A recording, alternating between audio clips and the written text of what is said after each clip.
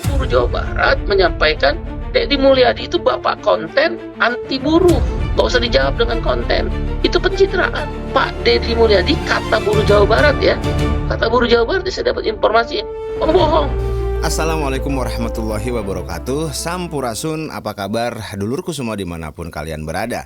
Mudah-mudahan hari ini kalian senantiasa diberikan kesehatan, kemudahan rezeki, dan juga kelancaran dalam setiap aktivitasnya. Selamat datang di channel KDM News Podcast, sebuah channel YouTube yang senantiasa mereview, mereaksi, ataupun mengulas tipis-tipis gitu ya berita ataupun isu yang terkait tentang Kang Deddy Mulyadi. Nah, beberapa hari yang lalu, ya tepatnya kemarin gitu kan, 1 hari sebelumnya kami mendapatkan sebuah berita yang kami lihat di TikTok gitu. Dimana berita ini ya cukup cukup sedikit ada ketidakcocokan gitu ya antara Presiden Buruh, yakni Bapak Said Iqbal, terhadap Kang Deddy Mulyadi sebagai Gubernur Jawa Barat terkait masalah kenaikan upah. Nah, seperti apa videonya? Yuk kita saksikan bersama. Maka buruh Jawa Barat menyampaikan Deddy Mulyadi itu bapak konten anti buruh. Dia pasti akan dibalas dengan kontennya lagi. Saya begini. Lihat aja kebijakannya. Gak usah balas Pak Gubernur Jawa Barat pakai konten-konten itu. Buruh gak butuh konten. Buruh gak butuh pencitraan menuju 2029. Enough is enough, cukuplah. Kok dihapus? Kok dicoret? Kok dihilangkan UMSK Kabupaten Kota Jawa Barat? Stoplah kontennya, stop kontennya. Dan gak usah dijawab sikap buruh ini, sikap KSP ini oleh kontennya Pak Deddy. Kami gak butuh itu. Gak usah dijawab dengan konten. Itu pencitraan. Tapi tahukah Pak Deddy Mulyadi, kata buruh Jawa Barat ya, kata buruh Jawa Barat, saya dapat informasi, pembohong. Gubernur Jawa Barat itu pembohong. Dalam satu pertemuan tanggal 24 Desember sebelum diputuskan UMK dan UMSK se-Provinsi Jawa Barat, beliau di hadapan petinggi-petinggi kepolisian yang memfasilitasi dan serikat-serikat buruh se-Jawa Barat menyampaikan Deddy Mulyadi ini tidak akan ada perubahan yang diberikan atau tidak ada penghilangan apapun yang direkomendasikan UMK dan UMSK dari Bupati Wali Kota se-Provinsi Jawa Barat. Itu perkataan Deddy Mulyadi. Pemimpin itu yang dipegang omongannya Pak Deddy, bukan kontennya, omongannya. Oke, nah seperti itu lur ya videonya. Nah, jadi ya ini karena cukup serius dan cukup penting supaya tidak gagal paham, menganalisa atau mereview gitu kan dari omongan dari Bapak Said Iqbal nih ya sebagai Presiden Buruh. Oke. Nah, pertama beliau mengatakan di sini adalah pencitraan menuju 2029. Ini sering banget gitu ya. Ini dijadikan ya, dari sini kita bisa menilai bahwasanya Pak Said Iqbal tidak begitu mengenal gitu karakter dari Kang Deddy Mulyadi. Kalau beliau mengenal, pasti beliau sudah tahu setiap kegiatan yang dilakukan oleh Kang Deddy Mulyadi itu memang sengaja dikontenkan sebagai bentuk transparansi. Oke, berarti clear ya. Jadi di sini kita kelihatan bahwasanya Bapak Said Iqbal itu tidak mengenal, tidak terlalu dekat atau tidak mengenal lah bisa dikatakan terhadap Kang Deddy Mulyadi. Kemudian di sini dibahas juga tentang UMSK itu dihapus atau dicoret atau dihilangkan. Nah, apa benar bisa gitu kan? Nah, kemudian kita coba cari tahu, ternyata lur, menurut undang-undang, apakah gubernur berhak menghapus UMSK atau upah minimum sektoral kabupaten kota? Nah, karena dari perkataan Bapak ini, Bapak Said Iqbal ini bahasanya itu Kang Deddy ya menurut beliau itu dituduh menghapus gitu atau mencoret atau menghilangkan. Nah, ternyata secara undang-undang ini tidak bisa sembarangan gitu, karena menurut hukum ketenagakerjaan di Indonesia itu gubernur tidak punya kewenangan mutlak untuk menghapus UMSK secara sepihak kecuali ada dasar hukum yang sah dan prosedur yang dipenuhi. Nah, kita coba bedah pelan-pelan gitu ya seperti apa sebenarnya. Nah, satu, posisi UMSK dalam sistem hukum upah. Nah, UMSK atau upah minimum sektoral kabupaten kota adalah turunan dari UMK dan sifatnya opsional tetapi legal. Nah, ini dasar hukumnya adalah Undang-Undang Nomor 13 Tahun 2003 tentang Ketenagakerjaan. Sebagian norma sudah diubah. Kemudian Undang-Undang Nomor 11 Tahun 2020 tentang Cipta Kerja. Kemudian PP Nomor 36 Tahun 2021 tentang pengupahan, dan kemudian ada Permenaker Nomor 18 Tahun 2022 dan regulasi teknis terkait. Kemudian UMSK berlaku jika ditetapkan dan hanya untuk sektor tertentu yang memenuhi kriteria. Nah, ini juga cukup penting ya Lur ya untuk dicatat. Lalu kemudian yang kedua, siapa yang berwenang menetapkan UMSK? Secara hukum, bupati ataupun wali kota itu mengusulkan sektor dan besaran UMSK. Oke? Di sini jelas ya, berarti secara hukum yang mengusulkan. Berarti kalau mengusulkan ya beliaulah yang menyusun rumusannya kan gitu ya. Adalah bupati ataupun wali kota. Nah, pertanyaannya kenapa jadi ke KDM gitu? Lanjut, nah kemudian ada Dewan Pengupahan Daerah. Nah, ini juga pihak yang berwenang ya untuk memberi rekomendasi. Terdiri dari 3 elemen, tripartit gitu ya. Tripartit itu terdiri pemerintah, elemen pemerintah, terus kemudian pengusaha dan juga pekerja. Jadi dirumuskan secara bareng-bareng. Nah, melalui rekomendasi dari Dewan Pengupahan Daerah. Nah, yang terakhir ini finalnya adalah dari gubernur. Nah, menetapkan atau tidak menetapkan UMSK melalui keputusan gubernur. Artinya gubernur hanya berwenang untuk menetapkan, bukan menghapus. Oke. Nah, sekarang coba kita sedikit berpikir secara logika bahwasanya bayangkan gitu, gubernur itu kan membawahi dari beberapa kabupaten kota. Untuk Jawa Barat sendiri gitu ya. Itu harusnya sudah matang dari awal sehingga gubernur hanya tinggal mengesahkan, menetapkan. Oke? Clear ya. Jadi kalau misalnya gubernur dituntut untuk membreakdown semua data, ya kumaha judulna terus gawena bupati jeung wali kota teh naon, Pak? Coba sampai sini dulu semua ada pencerahan nggak? Jadi udah kegambar ya gitu. Jadi Kang Deddy ini seolah-olah kayak dijadiin apa ya? Ya kami nggak tahu nih tujuannya pansos atau apa, akan tetapi harusnya sebelum kita mengatakan sesuatu, menanggapi sesuatu kejadian, maka seharusnya kita bisa melihat sebuah situasi dan kondisi yang sesungguhnya. Apalagi kita sebagai petinggi. Oke, punten ya Pak. Jadi punten ya Pak, ini tidak ada bermaksud apa-apa, tidak ada nilai tendensius apa-apa, segala sesuatu kita coba buka secara fakta dan logika. Jadi nggak katanya-katanya doang gitu ya Pak. Oke. Terus kemudian apakah gubernur boleh menghapus UMSK yang sudah berjalan? Nah, disinilah letak kuncinya gitu Lur. Itu tidak boleh jika UMSK sudah ditetapkan secara sah. Clear ya? Nah, tidak ada perubahan regulasi nasional, terus kemudian tidak ada putusan pengadilan, dan tidak melalui mekanisme pengupahan yang berlaku. Menghapus sepihak itu bisa melanggar, yaitu asas kepastian hukum, asas non retroaktif, tidak boleh berlaku surut gitu. Jadi gini Lur, misalnya dia udah ditentukan nilainya sekian. Nah, ketika yang selanjutnya belum ditentukan berapa, maka yang berlaku yang sebelumnya. Paham nggak Lur? Kalau misalnya yang 2026 kan misalnya belum ditetapkan, maka otomatis dipakai lah walaupun tahun sudah berjalan gitu ya. Yang dipakai adalah masih yang sebelumnya. Paham ya Lur? Jadi itu disebut dengan retroaktif, oke? Kemudian hak normatif pekerja. Nah, lalu kemudian menurut perkataan dari Bapak Said Iqbal bahwasanya gubernur itu menghapus, sebenarnya ini bisa ya, menghapus dalam artian dicoret gitu ya atau dihilangkan. Nah, itu bisa dengan catatan satu, regulasi nasional berubah. Nah, misalnya PP atau ada Permenaker baru yang menghapus dasar hukum UMSK. Jadi jelas dasar hukumnya. Kemudian yang kedua adalah putusan pengadilan. Jadi PT UN atau Mahkamah Agung itu membatalkan keputusan gubernur tentang UMSK. Oke. Nah, kemudian yang ketiga, UMSK belum ditetapkan untuk tahun berjalan. Nah, gubernur boleh memilih tidak menetapkan UMSK.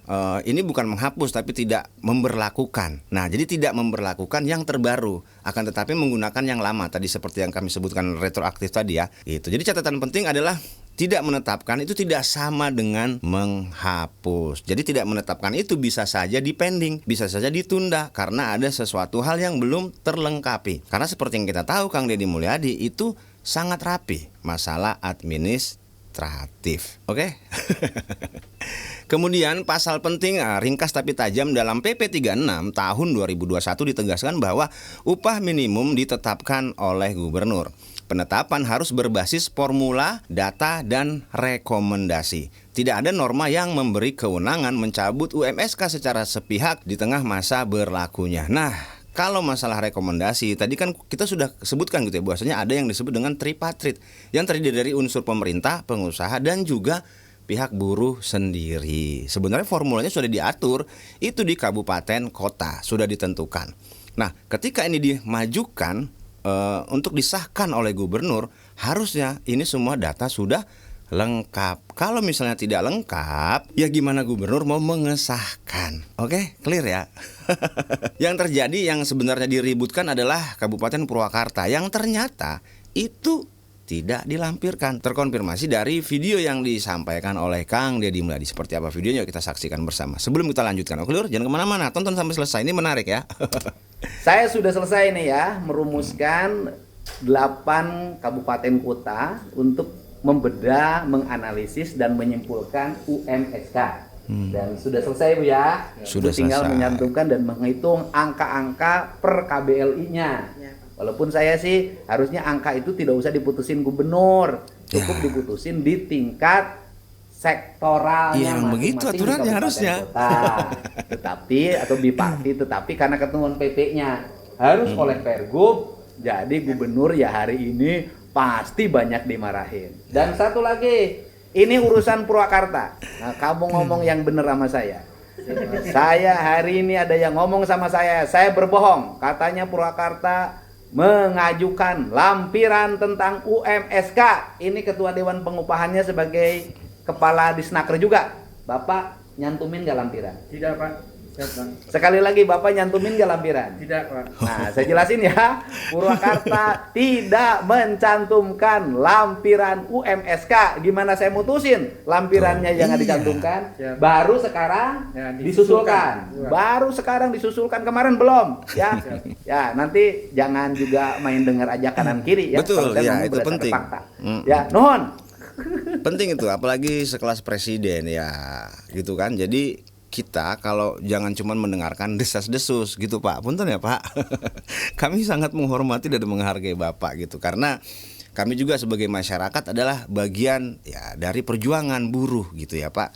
Akan tetapi ya ini mah katakanlah sebagai kritik akademis lah gitu, bahwasanya ketika kita berbicara harusnya berdasarkan data fakta, termasuk apa yang Bapak sebutkan tentang info dari buruh di Jabar gitu, bahwasanya KDM itu pembohong.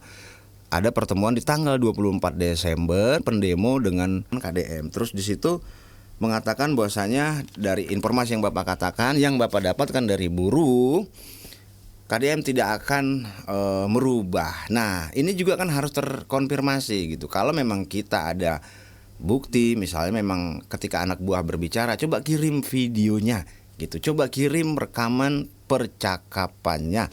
Nah, itu justru akan jauh lebih kuat dibanding dengan katanya-katanya. Karena ini kan menyangkut banyak sekali orang. Jadi ada satu yang memperjuangkan, ada satu pihak yang sedang memperjuangkan gitu. Dan ketika kita berbicaranya adalah administratif, maka kita akan terbentur dengan beberapa aturan-aturan. Kalau Kang Deddy Mulyadi mengesahkan tanpa ada kebutuhan administratif, dalam arti ini adalah yang dilampirkan gitu, itu yang salahnya seperti itu. Akan tetapi menurut kami ya ini sudah benar jika sebelum lengkap ya jangan ditandatangan dulu. Oke, clear ya. Nah, kesimpulannya adalah secara hukum gitu, gubernur tidak berhak menghapus UMSK secara sepihak. Nah, gubernur hanya berhak menetapkan atau tidak menetapkan jika belum berlaku atau menyesuaikan berdasarkan perubahan hukum yang sah. Oke, Lur? Jadi itulah intinya. Karena gini, kalau kita berbicaranya adalah terkait masalah buruh ya, buruh itu kan yang masuk ke serikat itu kan setiap bulan dipungut yang namanya iuran. Nah, iuran itu nilainya adalah kalau yang kami lihat itu sekitar 1% dari gaji atau upah pekerja. Atau kami juga pernah dengar ada yang mengatakan 20.000 sampai 50.000. Nah, 20.000 itu jika jumlah karyawannya besar ataupun banyak sampai ribuan tuh biasanya cuma 20.000. Akan tapi kalau jumlah karyawannya sedikit itu nilainya adalah 50.000. Nah, untuk Jawa Barat sendiri itu memiliki jumlah pekerja sekitar 24,42 juta orang penduduk. Ini data per Agustus 2024. Punten kalau datanya masih belum benar. Nah, kita tinggal kalikan saja gitu, bahwasanya kalau kita ambil rata-rata 20.000 aja ya untuk iuran, itu maka dalam 1 bulan ada 488 miliar 400 juta rupiah uang yang terkumpul dari iuran buruh.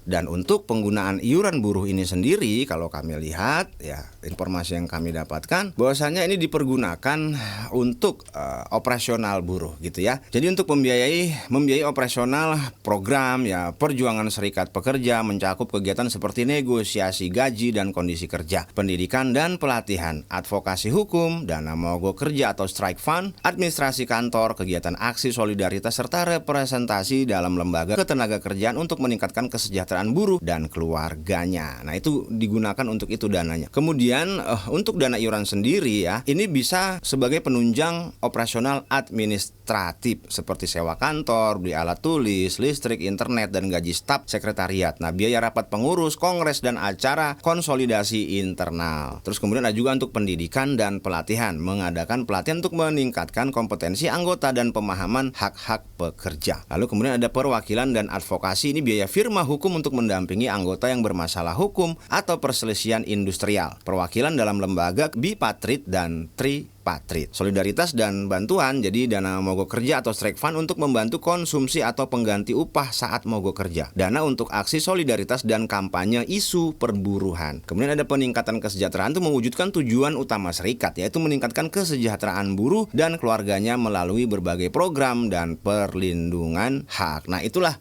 iuran yang dipungut ke buruh ya, dipergunakannya untuk hal itu, Lur. Oke. Lalu kita berbicaranya adalah fungsi serikat buruh ini ya, itu apabila terjadi PHK, serikat buruh akan mendampingi anggota untuk memastikan hak-haknya ya, seperti pesangon, UPMK, UPH terpenuhi sesuai hukum melalui perundingan bipatrit dengan perusahaan. Ini juga mengadvokasi penyelesaian masalah hukum gitu ya. Jadi memastikan bahwasanya semua hak-hak karyawan yang di PHK itu terpenuhi secara hukum. Melakukan perundingan bipatrit dengan perusahaan, mengadvokasi penyelesaian melalui mediasi atau tripatrit, konsiliasi hingga pengadilan hubungan industrial atau PHI. Serta mengupayakan solusi seperti pembelaan hukum, advokasi kebijakan hingga pendampingan program JKP atau jaminan kehilangan pekerjaan. Nah, itulah fungsi dari serikat sendiri, serikat buruh ya, Lur ya. Nah, jadi kesimpulannya adalah sepertinya ini ada sebuah miskomunikasi. Ya, kalau disebutkan oleh Bapak Said Iqbal tadi bahwasanya jangan apa-apa bikin konten terus kemudian ini murni pencitraan, ya sebenarnya yang Bapak sampaikan juga adalah sebuah produk konten ya, Pak. Ya, kalau memang merasa keberatan, alangkah baiknya ya samperin lah atau kontak lah. Nah, atau jangan-jangan selama ini hubungannya ya kurang harmonis. Kan kita tidak pernah tahu. Kita juga harus memahami bahwasanya dari sisi Kang Deddy Mulyadi sebagai gubernur, yang diurusi oleh Kang Deddy Mulyadi tentu saja bukan cuman masalah ini. Kang Deddy Mulyadi banyak mengurusi masyarakat dan perlu juga dicatat dalam konteks ini ya, Kang Deddy Mulyadi kan menengahi gitu antara pihak perusahaan atau pengusaha dengan pihak buruh yang notabene adalah masyarakatnya. Jadi ini sebenarnya cukup sulit gitu menurut kami, karena posisi menyeimbangkan kedua belah pihak bukanlah sesuatu hal yang mudah gitu. Apalagi kegiatan Kang Deddy Mulyadi sangat banyak. Nah, sehingga kita tentu saja membutuhkan sebuah kemakluman ataupun kedekatan yang menurut kami itu akan jauh lebih baik dan bijaksana dibandingkan kita menjustifikasi sepihak gitu kan, atau mengatakan sesuatu ya seperti pembohong gitu ya, walaupun informasinya didapat dari buruh gitu. Nah, harusnya ini terkonfirmasi dulu gitu bahwasanya benar tidak yang dikatakan. Misalnya dari pihak buruh yang mengatakan itu, ya kita harusnya meminta buktinya, entahkah itu bukti videonya, karena sejauh yang kami lihat, kami cari-cari gitu yang disebutkan oleh Bapak Said Iqbal ini, ada pertemuan antara Kang Deddy Mulyadi dengan pihak buruh di tanggal 24 Desember, berarti kan pada saat demo ya waktu itu, yang difasilitasi oleh pihak kepolisian, mengatakan gitu bahwasanya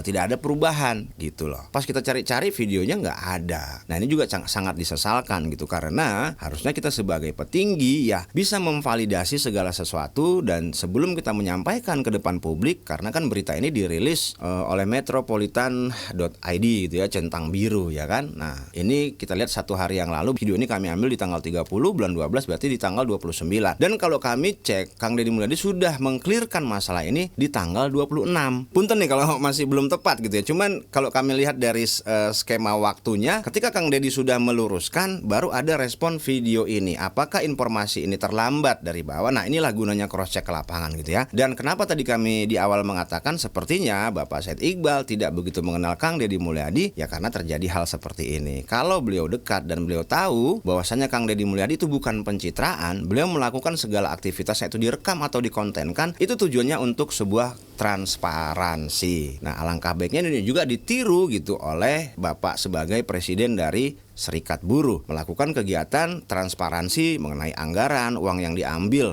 dari para anggota itu sebesar apa, digunakannya untuk apa, semuanya tercatat. Kalau dipublikasikan, kami yakin teman-teman kita yang menjadi anggota di Serikat Buruh ataupun buruh merasa nyaman, merasa ya tiap bulan itu tidak akan menjadi beban karena semuanya tertulis, terdata, dan tervalidasi melalui kegiatan-kegiatan yang dijadikan sebuah konten. Ya katakanlah ini sebagai portfolio kita sebagai seorang presiden buruh. Punten ya Pak ya. Nah Lur, sebelum kita akhiri video ini, kita coba saksikan video berikut ya Lur ya.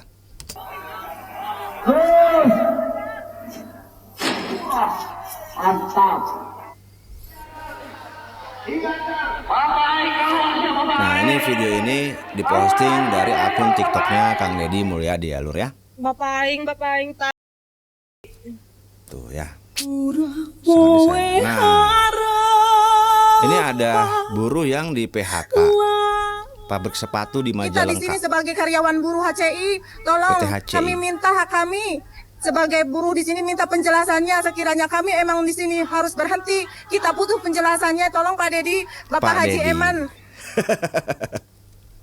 Jadi Pak Deddy, bukan Pak Iqbal, oke? Ya jadi jelas lah ya. Ya ini video ini diputar gitu karena kami ambil dari akun TikToknya Kang Deddy Mulyadi, sengaja untuk menggugah kesadaran kita bahwasanya ketika ada apa-apa ya toh tetap Kang Deddy Mulyadi yang dipanggil. Ya. Jadi di sini sebenarnya adalah sebuah sindiran halus tapi cukup pedas kepada kita semua, bahwasanya tolonglah gitu sama-sama saling mengerti. Kita sebagai elemen anak bangsa harus selalu membangun atmosfer yang baik antar masing-masing pihak agar tercipta sebuah suasana yang kondusif menuju sebuah kehidupan yang aman, damai, dan juga sejahtera. Oke Lur? Jadi intinya video ini kami buat tidak ada unsur tendensius ke pihak manapun. Kami merasa ini harus diluruskan karena kami melihat ada potensi yang cukup besar harusnya bisa dikelola dengan baik ketika ini terjadi sebuah kesinergian atau keharmonisan. Karena pada dasarnya dari pihak Serikat Buruh sendiri pun yang kita tahu sendiri tadi sekitar 24 juta orang di Jawa Barat itu adalah buruh. Jadi hampir setengahnya dari penduduk Jawa Barat gitu ya. Penduduk Jawa Barat itu sekitar 48 juta dan 24 jutanya itu adalah buruh. Jadi bisa dikategorikan sangat banyak sekali. Makanya ketika ini terjadi keharmonisan, ketika ini terjadi harmonisasi, harusnya kita bisa saling bekerja sama antara pihak buruh dengan pihak gubernur atau dalam hal ini adalah pemerintah provinsi melakukan sebuah kegiatan yang sangat bermanfaat bagi masyarakat. Karena gini ya, punten pisan, kita harus menghilangkan ketergantungan kita gitu terhadap pihak perusahaan. Jadi, kalaupun kita melakukan sebuah aktivitas ini, kita berharap semoga kedepannya ada sebuah kerjasama yang real antara pihak buruh dengan pemerintah untuk menciptakan kemandirian dalam sektor industri. Mungkin gitu dulu untuk video kali ini. Sebelumnya kami mohon maaf, kami disclaimer jika video ini dibuat tidak ada tujuan tendensius kepada pihak manapun. Tujuan kami adalah untuk membuka logika dan cara berpikir kita agar ke depan kita bisa menjadi orang yang jauh lebih baik dan jauh berkualitas. Dan kami mohon maaf apabila di dalam video ini masih ada data, fakta, narasi maupun opini yang masih belum tepat. Buat dulur semua yang ingin berkomentar, sok mangga silakan berkomentar, akan tetapi tetap dijaga komentarnya untuk selalu baik dan juga bijak. Sampai jumpa di video selanjutnya. Kami undur diri dulu. Assalamualaikum warahmatullahi wabarakatuh. Hatur nuhun.